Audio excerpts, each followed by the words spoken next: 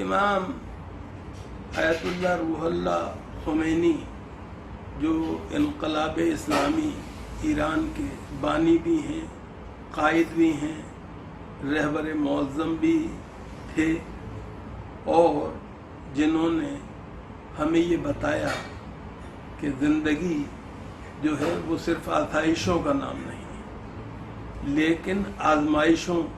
سے دوچار ہونے کے بعد جب صدق و صفا کے جذبے کے ساتھ انسان کوشش کرتا ہے تو تائید ایزدی بھی اسے حاصل ہوتی ہے، نصرت خدا بندی بھی اس کے حصے میں آتی ہے۔ امام خمینی نے جو انقلاب اسلامی کی قیادت کی، اس میں ہمیں ایک بات نہیں بھولنی چاہیے، وہ جس عقیدے کے ماننے والے تھے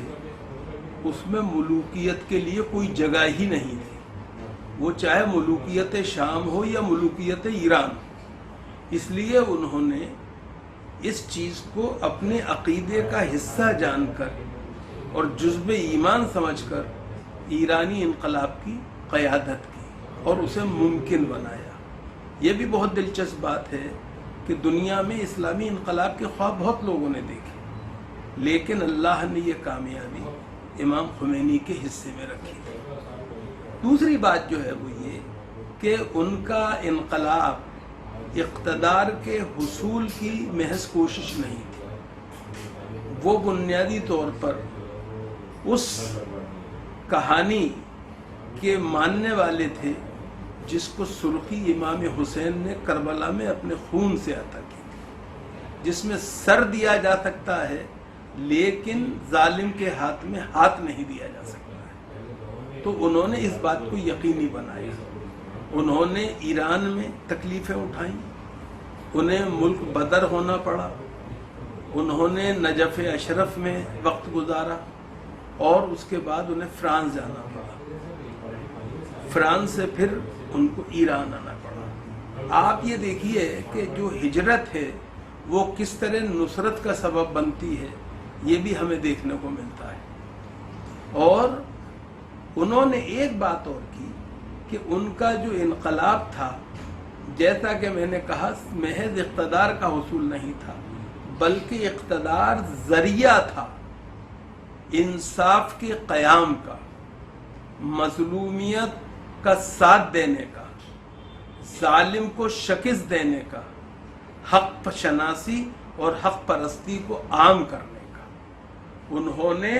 اس بات کی کوشش کی کہ جو مظلوم ہیں، جو غریب ہیں، جو پسے ہوئے لوگ ہیں، جن کو کوئی شمار قطار میں نہیں لا رہا ہے، اور جن کے بل پر اپنی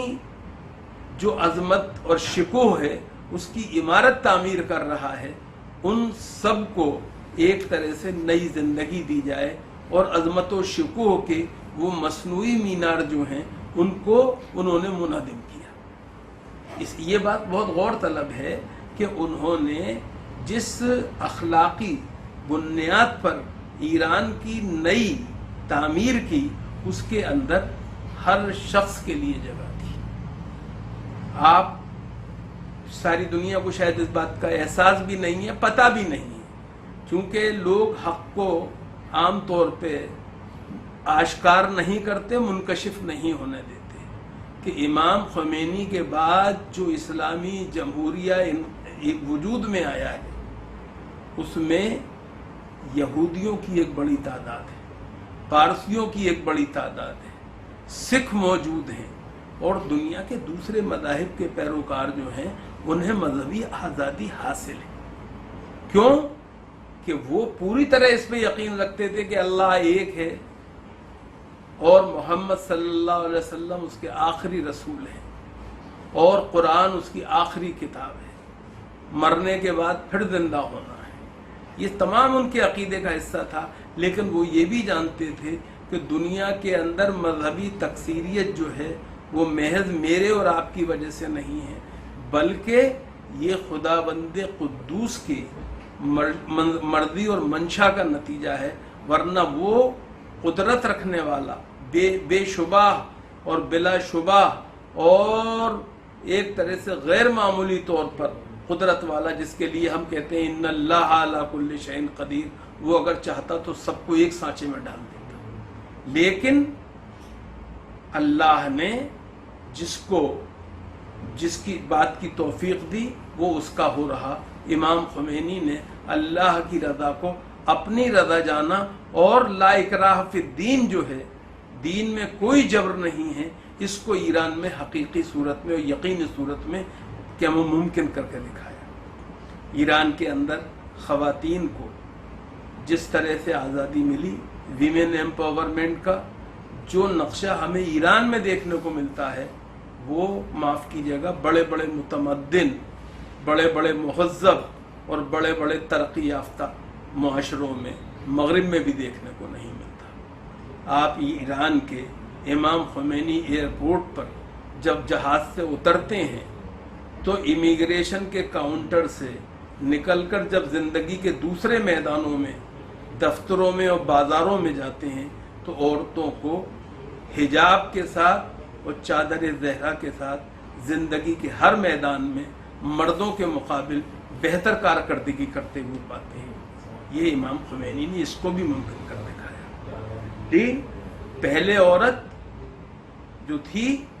وہ بنیادی طور پہ ایک طرح سے جسے کہتے ہیں شمع محفل تھی، انہوں نے عورت کو چراغ خانہ رکھتے ہوئے زندگی کے ہر میدان میں ایک ایسی کامیابی کی کلید بنا دیا کہ جس پر ہم جتنا فخر کریں کم ہے۔ عصمت کے ساتھ، عفت کے ساتھ، وفاشیاری کے ساتھ جس طرح عورتیں رول ادا کر رہی ہیں وہ امام خمینی کا بڑا کارنامہ ہے۔ پھر ایک بات اور، مسلمانوں کے بارے میں ایک بات کہی جاتی ہے اور مسلمان ملکوں کے بارے میں کہی جاتی ہے کہ جمہوریت ان کے یہاں نہیں۔ امام خمینی نے جمہوریت کو یقینی بنایا، ہر 4 سال کے بعد الیکشن کرایا، عورتوں کو جگہ دلائی، اور ایک بات اور انہوں نے کر دی کہ 2 ٹرم سے زیادہ کوئی شخص بھی ایران کا صدر نہیں رہ سکتا۔ تو وہ اجارہ داری جو تھی، جو سیاستداں عام طور پہ اپنی قائم کر لیتے ہیں، وہ اس کو انہوں نے ایک طرح سے شروع ہی میں کالعدم قرار کر دے دیا۔ یہ تمام چیزیں جو ہیں ہمیں یہ بتاتی ہیں کہ اگر اخلاق کی مضبوط بنیادوں پر کسی معاشرے کی، کسی سماج کی بنیاد رکھی جائے تو وہ کامیاب ہوتا ہے۔ سیاست کو کچھ لوگ اچھوت سمجھتے ہیں، اور یہ بھی اصل میں جو اجارہ داری کرتے ہیں حکمرانی میں، وہ اس کو عام طور پر لوگوں کے ذہن میں بٹھانے کی کوشش کرتے ہیں کہ سیاست کوئی اچھی چیز نہیں ہے، لیکن اس کو وہ اپنے لیے سب سے اچھا سمجھتے ہیں، اور مجھے اور آپ کو دور رکھنے کے لیے اس سے ہم نفرت پیدا کرتے ہیں۔ امام خمینی نے بتایا کہ نہیں، سیاست اگر صحیح طرح سے کی جائے، اس کے اندر اگر خوف خدا شامل ہو، اگر اس کے اندر جو ہے وہ غفلت خداوندی نہ ہو، تو وہ بنیادی طور پر کوئی بری چیز نہیں ہے، اور بلکہ ایسی حکومت جو ہے اس کا جو بہترین نمونے ہوتے ہیں وہ داؤد ہوتے ہیں، سلیمان ہوتے ہیں، یوسف ہوتے ہیں، اور سب سے بڑی جو ہمارے پاس مثال ہے وہ میثاق مدینہ کے معمار اور خطبہ حجۃ الوداع دینے والے نبی رحمت صلی اللہ علیہ وسلم ہوتے ہیں۔ امام خمینی نے انہی لوگوں کو اپنا آئیڈیل بنایا، رہنما بنایا، اور انہی کے ذریعے دنیا کے سامنے پیغام پہنچایا۔ اور ایک آخری شخصیت جو ان کے ایک طرح سے پوری ضمیر اور خمیر میں شامل تھی، وہ حضرت علی کرم اللہ تعالی وجہ کی تھی۔ نہج البلاغہ وہ شاہکار منشور حیات ہے جسے امام خمینی نے حرز جاوی بنایا اور ایرانیوں کے لیے ایک طرح سے حرف ایمان